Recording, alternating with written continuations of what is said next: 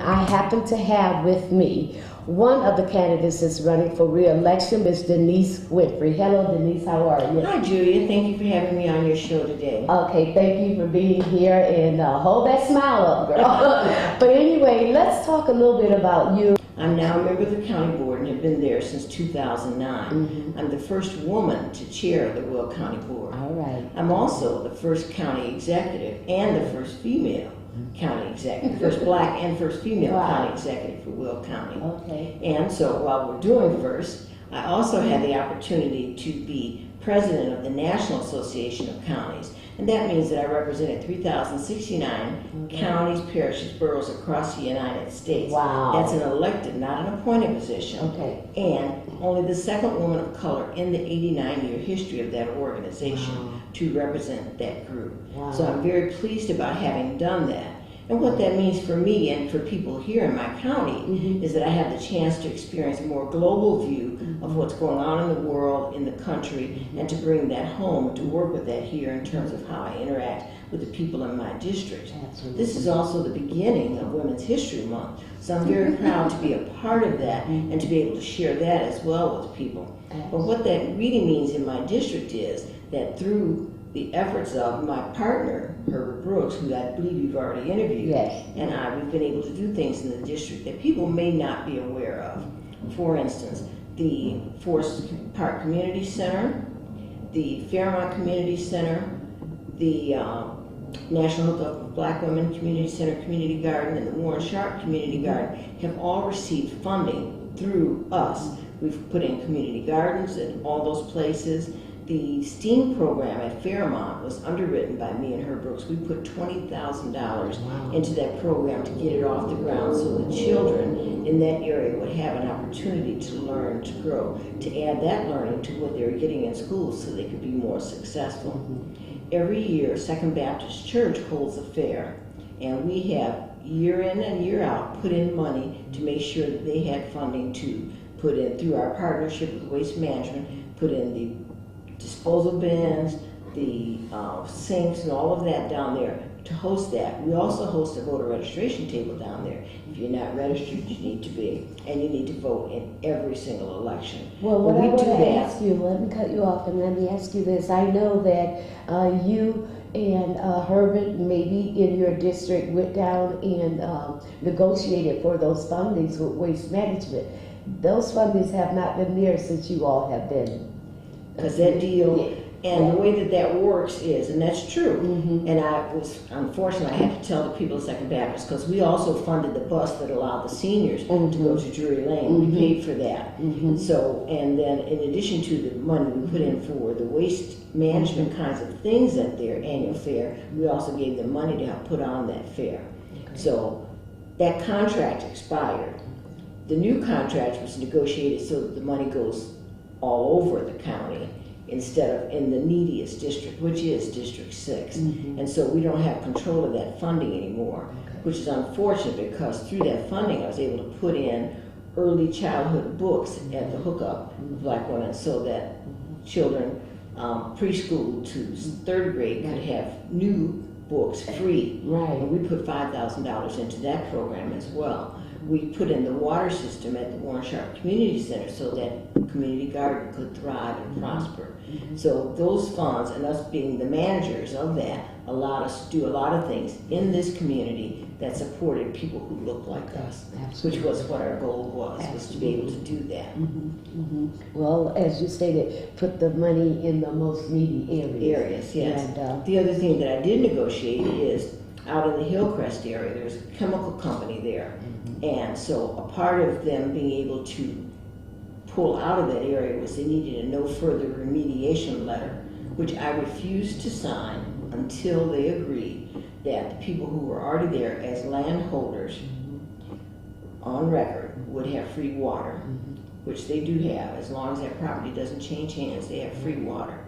And they put money into a scholarship fund that can only go to children in that footprint or who live in that area. That's I negotiated that. Mount Zion Baptist Church agreed to administer the funds, put that information out there.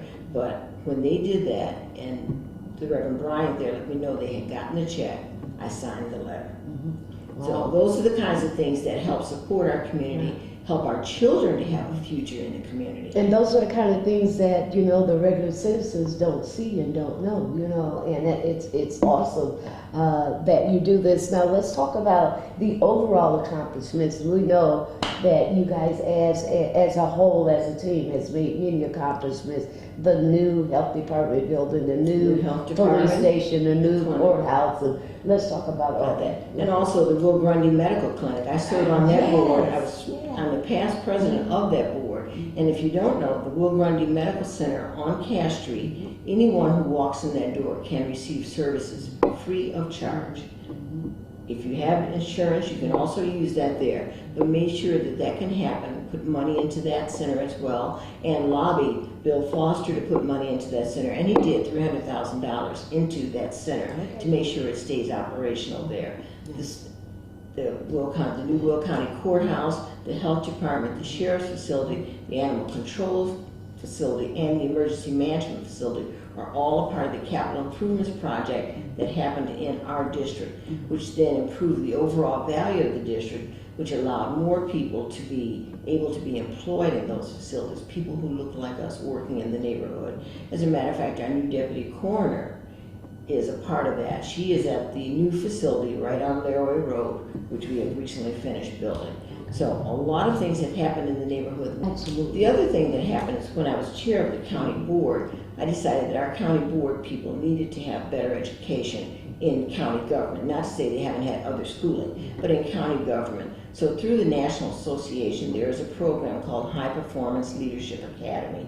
So I arranged to start sending county board members through that program to enhance their learning, their ability to work with people, send 3 at a time. That's still going on. I just spoke with people earlier this morning, and newer members on our board now are going through that program. Awesome. It is a virtual program which we paid for 12 weeks so they can enhance their knowledge of county government, their ability to improve their interpersonal relationships, learn how to compromise, and how to empower people regardless of their district so that we can all work better together as a board. I started that program continues. Okay, awesome, awesome. So all of these things that you started and things that are in place and being implemented, that's one of the reasons why you want to continue your run. Absolutely. All right. I think that there's more to be done, Yes. and I'm pleased to be able to be here to do that.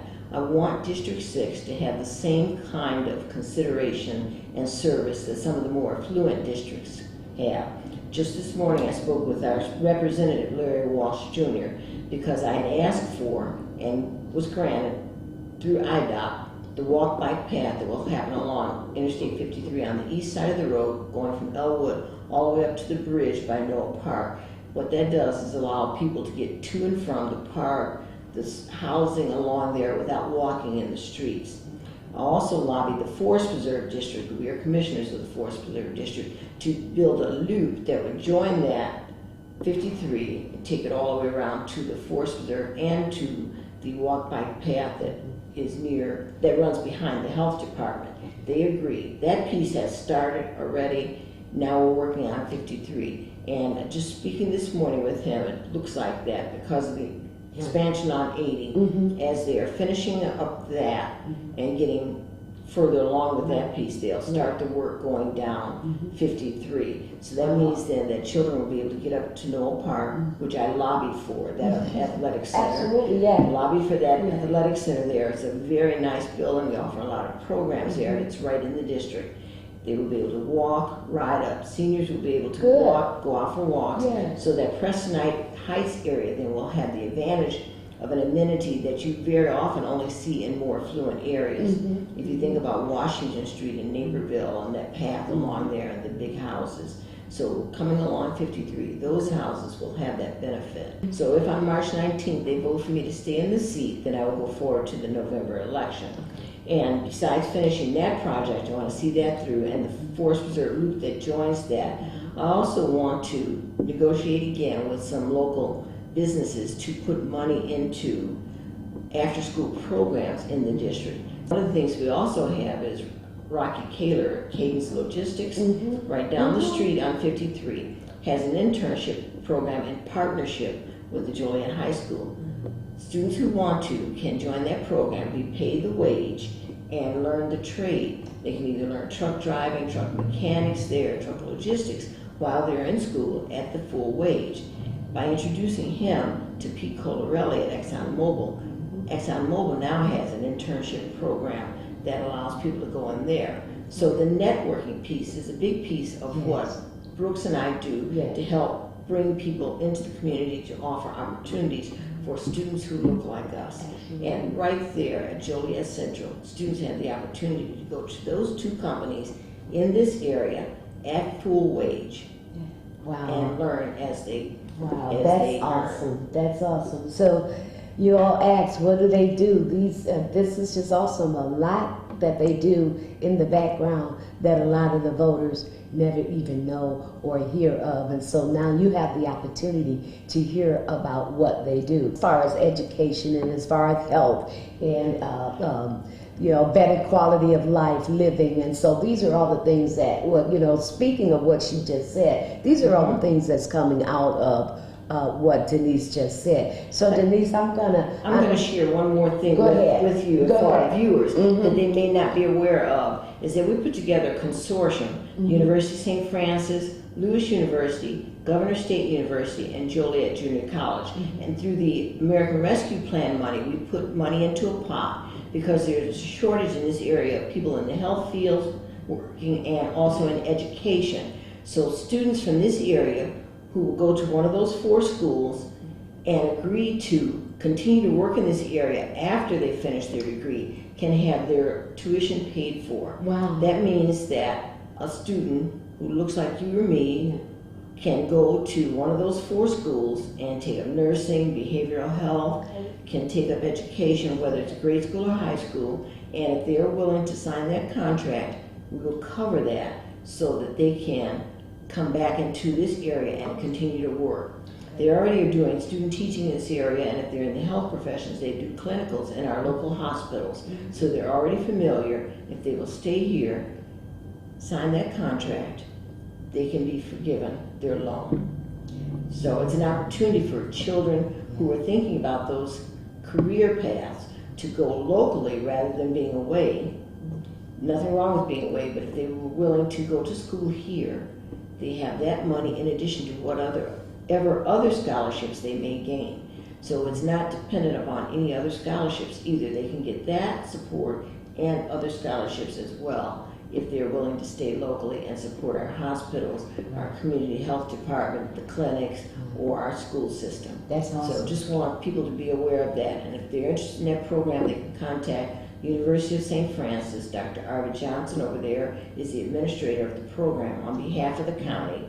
And so students can join that program. And that's awesome because, as you know, our hospitals need you guys. So yeah, step and it up. doesn't matter if you want to be a CNA, you're going to be a registered nurse, you're going to take the MSN, the Master of Science in Nursing, or you're going to go into education, whichever one it is. One more thing, Denise, I'd like for you to address with the listening audience. Please tell them how important it is to vote locally. We know the president is good, but you guys are the ones that govern our everyday life. And you have hit the nail on the head. I have to be a deputy registrar, so you can always contact me if you need to register or if you need to update your registration information. But what people forget is you should vote in the presidential elections. That happens once every 4 years.